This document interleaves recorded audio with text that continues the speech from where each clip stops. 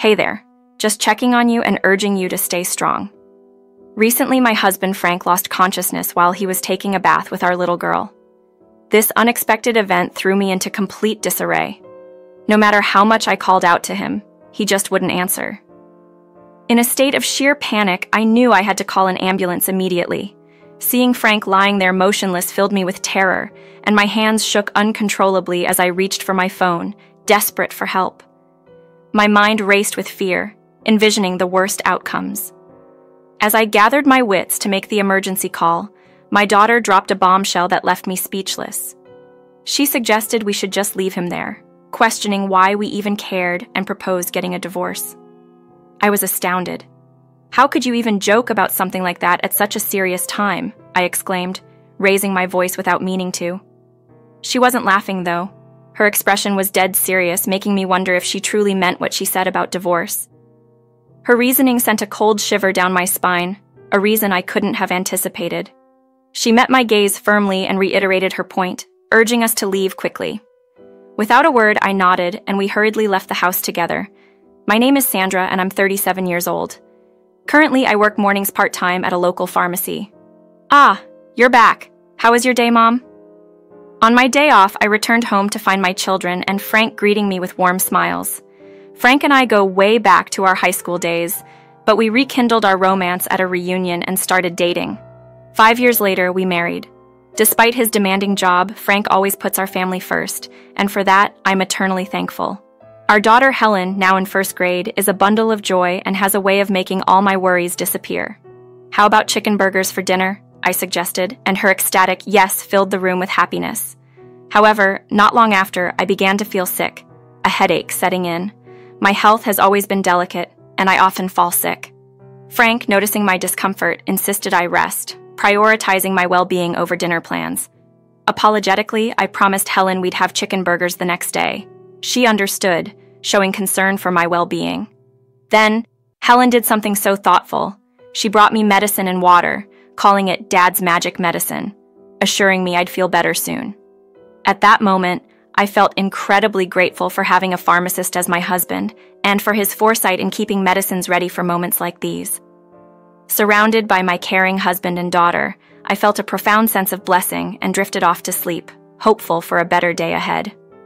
When I woke up, my headache had vanished and I felt completely refreshed. As I walked into the living room from my bedroom, I saw that Frank and Helen were already up and about.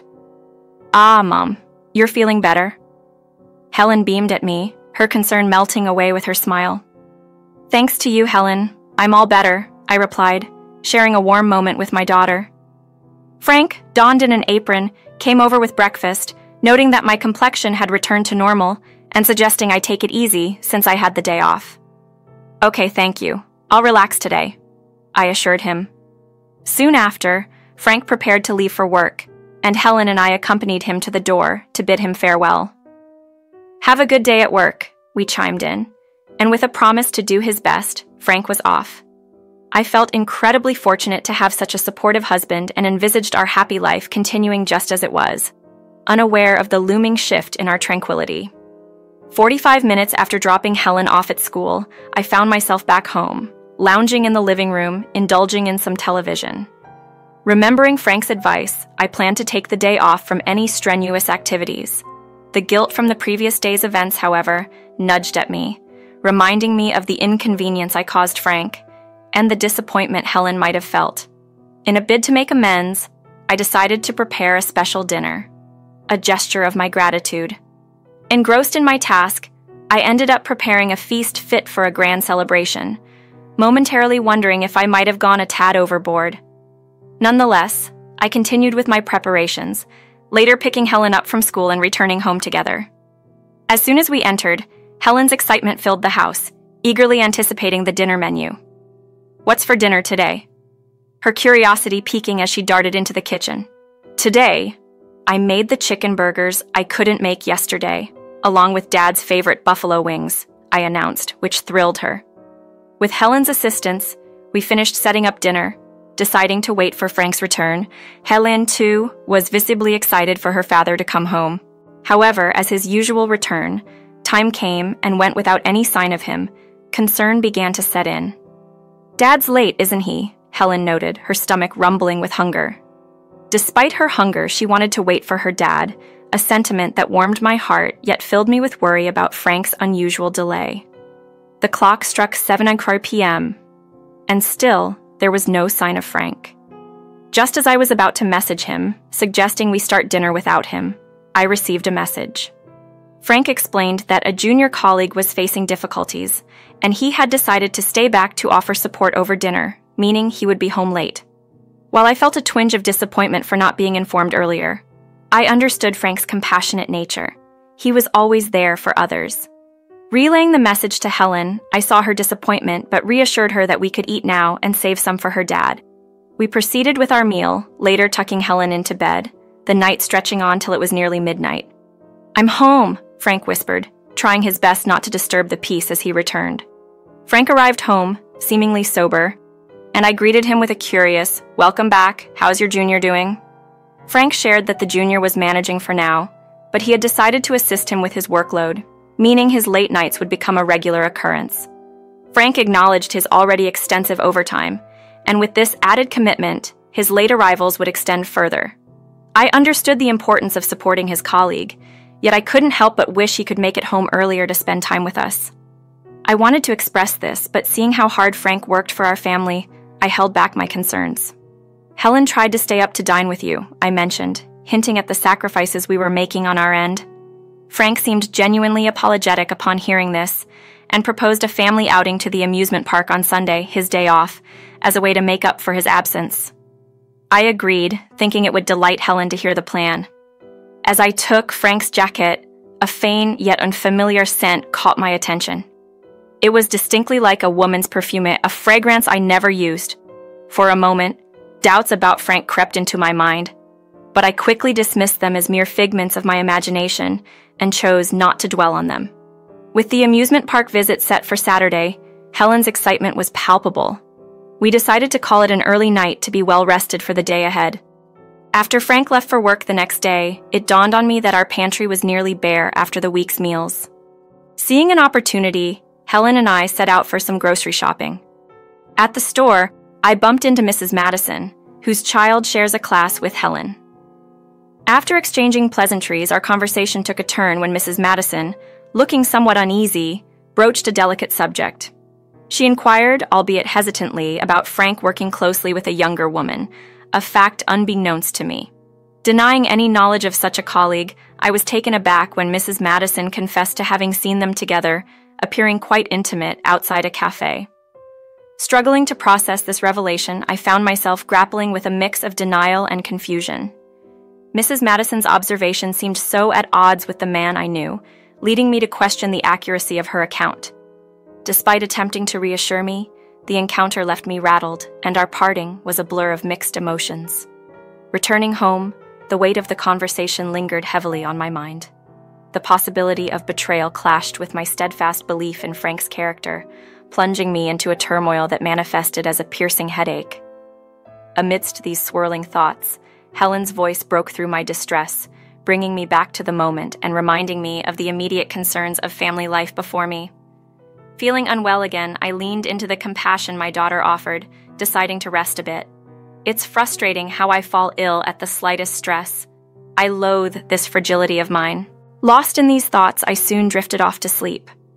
Awakening later, I was greeted by the comforting aroma of dinner, a surprise prepared by Frank, who should have been working late. "Helen called me, worried about you, so I came back as soon as I could," Frank explained, showcasing his dedication to us. This act of kindness reaffirmed my belief in his loyalty, casting aside any doubts planted by Mrs. Madison's earlier comments. Feeling a bit better, I broached the subject of our planned amusement park visit, suggesting we might need to cancel. Despite Helen's evident disappointment, she showed remarkable understanding, suggesting a simple visit to the local park instead.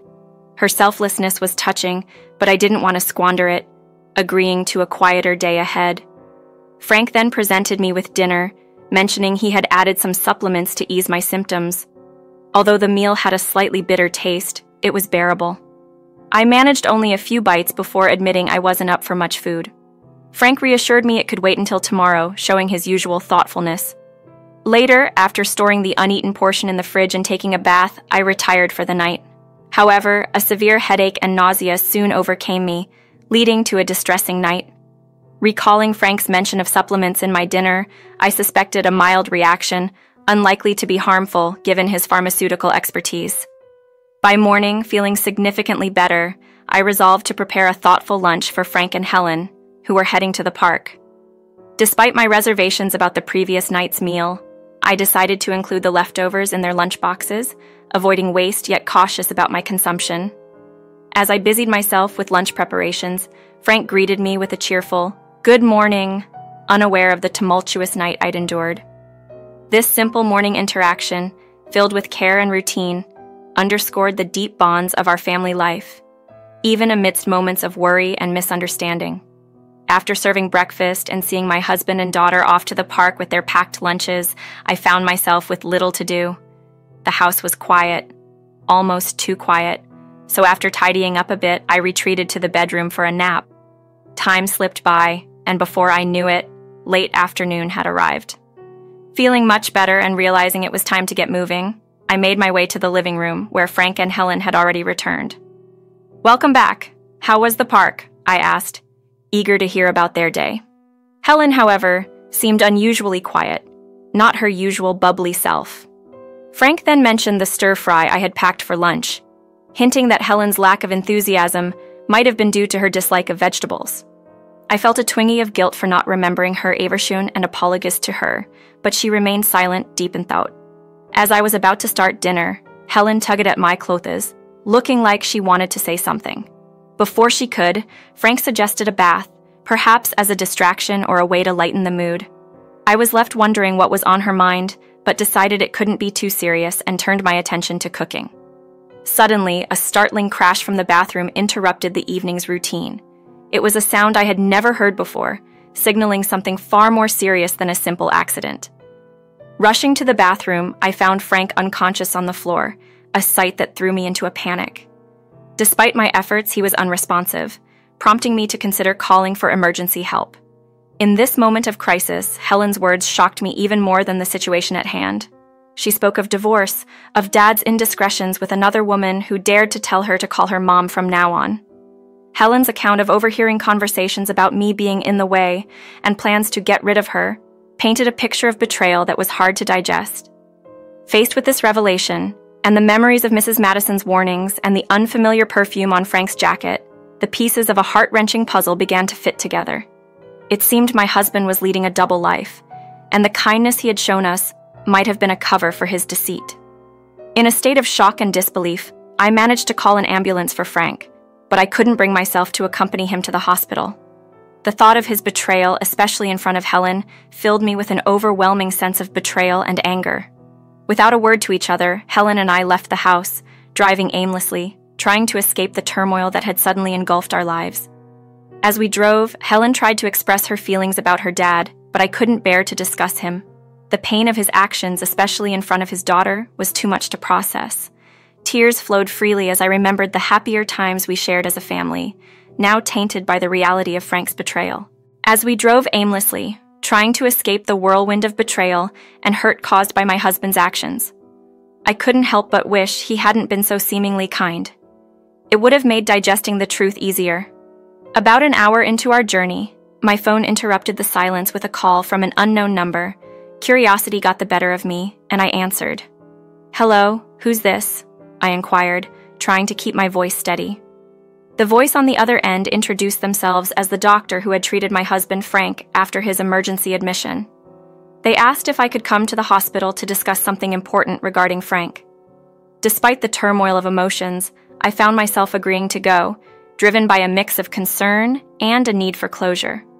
Leaving Helen in a safe spot, I met with the doctor alone, bracing myself for what was to come. The doctor revealed something shocking. Poison had been found in Frank's system. The mention of poison, combined with Frank's profession as a pharmacist, sent my mind racing. I recounted a recent incident where I had felt ill after eating a vegetable stir-fry, suspecting it was no coincidence. The realization that Frank might have intentionally poisoned me was chilling. His previous assurances that the meal was beneficial because of added supplements now seemed like a sinister lie. When I visited Frank in his hospital room, he was conscious but weak.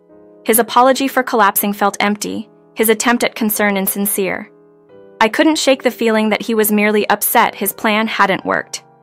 Without a word of forgiveness, I left the keys by his bedside and walked away with Helen, determined to stay with my parents temporarily to ensure our safety. 3 weeks later, Frank reached out, sounding as if nothing had happened, inviting us back home. His casual demeanor made it difficult to discern any genuine remorse from manipulation. I decided it was time for a final confrontation, to seek the truth or closure for Helen's sake and mine. "Hey, this might be our last visit to Dad. Is that okay?" I asked Helen, preparing her for what might be a difficult encounter. Her response, tinged with the anger of betrayal, mirrored my resolve. Upon our arrival, Frank greeted us with a smile, as if eager to return to normalcy. But the situation had changed irrevocably. With Helen by my side, I braced myself to face whatever came next, ready to protect our future, no matter what that entailed. Helen and I maintained a frosty demeanor towards Frank, with Helen firmly stating, "Don't touch me," as he attempted to bridge the distance between us with humor. His jest fell flat, and as we settled into the living room, I didn't mince words and confronted him about the affair directly. His attempt to deflect with a feigned innocence was met with a direct challenge from Helen, who recounted the encounter in the park with a woman who had audaciously instructed her to call her mom. Frank's flustered attempt to dismiss the woman as merely a friend was laughable at best. His argument crumbled under the weight of Helen's straightforward questioning, highlighting the absurdity of calling a mere friend mom. His silence, followed by a clumsy attempt to distract himself with his phone, only fueled my suspicion. Seizing his phone, I uncovered evidence of his betrayal. Text messages with a woman named Isabella, discussing plans to rid himself of me, underestimating my resilience and mocking my trust in him. The content of their exchange laid bare the depth of his deceit and disregard for our family. Confronted with the undeniable proof, Frank's demeanor shifted from denial to outright hostility. He accused me of being a burden due to my health issues, revealing bitterness and selfishness that had been hidden beneath the surface of our marriage. His resentment towards his responsibilities, including caring for our daughter Helen, was starkly evident. His refusal to consider divorce openly, fearing societal judgment, was ironic given his willingness to endanger my life with poison. His anger peaked when I mentioned eating the lunch he had prepared, which had inadvertently exposed his malicious intent. In the face of his anger, I remained resolute, presenting him with divorce papers I had prepared while staying with my parents. This decisive step towards ending our marriage was a clear signal that I was no longer willing to be manipulated or endangered by his actions. The revelation of Frank's true nature and the steps towards legal separation marked a turning point, affirming my resolve to protect Helen and myself from further harm. The path forward would be challenging, but it was a necessary move to ensure our safety and well-being. In a moment fraught with tension and hurt, my husband's refusal to consider divorce seemed absurd, given the circumstances. "We can't go on like this, especially not for Helen's sake," I argued. But before he could respond, Helen, propelled by a rush of emotions, delivered a resounding slap across his cheek. Her words, "I hate you, Dad. I never want to see you again," echoed through the room, marking a turning point in our confrontation. Shocked into silence by Helen's actions, my husband finally acquiesced, signing the divorce papers with a heavy heart. "Go on, leave," he muttered, but I knew there were 2 more calls I had to make. To Isabella, his mistress. Her initial cheerful greeting quickly turned to ice when she realized who was on the line. I confronted her about her involvement in the affair and the legal ramifications of her actions. Her desperation was palpable as she pleaded for a way out, offering money to avoid legal trouble. Cutting the call short, I left my husband to ponder the consequences of his actions. "You'll be covering the legal fees," I stated, a condition he meekly accepted. That day marked the end of a chapter, as I returned to my parents' home to begin anew. With a lawyer's help, I pursued alimony from both my husband and Isabella, ensuring they faced the financial consequences of their betrayal. The news of their affair, now a matter of public record at their workplaces, added a layer of social repercussion to their legal woes. Opting not to involve the police, I chose a path that ensured they'd live with the weight of their actions. a decision partly influenced by the desire to protect myself and Helen from further scrutiny. As the alimony was settled, I focused on rebuilding our lives, mindful of Helen's mixed feelings about her father. Her ambivalence about seeing him again was understandable, a reflection of the complex emotions she was navigating. In the aftermath, my ex-husband's life unraveled further, burdened by debt and the loss of his job due to the scandal. Isabella, too, faced her downfall, leaving my ex-husband and taking up work at a bar on the town's outskirts. This ordeal, while painful, had a silver lining. It gave me a newfound resolve to focus on Helen and my health. Starting an exercise routine was a small but significant step towards recovery, both physically and emotionally. Our journey was far from over, but with each passing day, we were moving forward, leaving the past and its betrayals behind.